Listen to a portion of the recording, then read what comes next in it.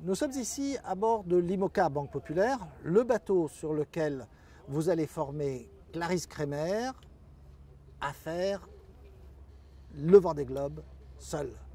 C'est très inhabituel pour un marin habitué aux courses en solitaire de se trouver à former une jeune navigatrice.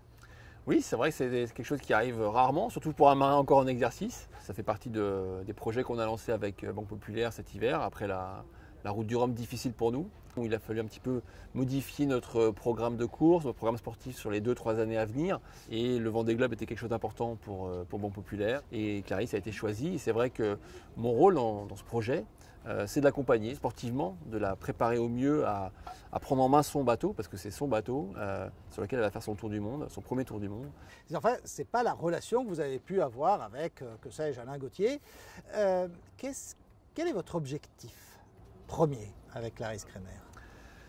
Mon objectif premier, c'est vraiment de lui faire comprendre que de bien connaître son bateau, c'est essentiel. Voilà, qu'elle ait le moins de questions à se poser quand elle sera en mer, face à des difficultés, face à des situations finalement qui vont aller très vite, un changement de météo, un problème de stratégie à choisir, un problème technique à gérer, et en fonction de sa fatigue, en fonction de son mental, il faudra faire des choix rapides. Et quand on connaît très bien son bateau, c'est beaucoup plus simple. C'est faire corps avec le bateau comme un jockey fait corps avec son cheval?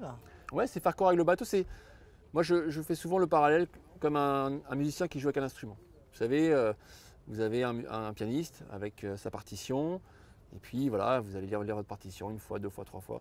Et puis au bout d'un moment, le morceau, vous pouvez le faire sans regarder la partition. Et c'est un peu la même chose avec le bateau. Et c'est ce que moi je vais essayer de transmettre à Clarisse, c'est qu'à un moment, moi je ne serai plus à bord, elle n'aura plus la partition, il faudra qu'elle joue son morceau le mieux possible. Mais si on en revient au cheval, vous avez fait une terrible chute de cheval au départ de la route du Rhum, où vous avez vu la mort dans les yeux.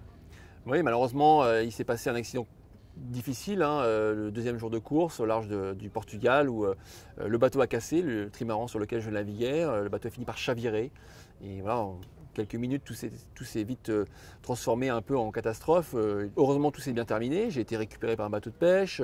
Mais c'est vrai que ça a été compliqué comme situation, parce qu'on passe du moment où on est en course concentré sur son objectif, et tout d'un coup, la vie bascule clairement. Et là, on se retrouve dans une situation où il faut sauver sa peau. Et malgré ça, vous remontez à cheval. Enfin, vous faites construire à cheval. Comment ça se passe?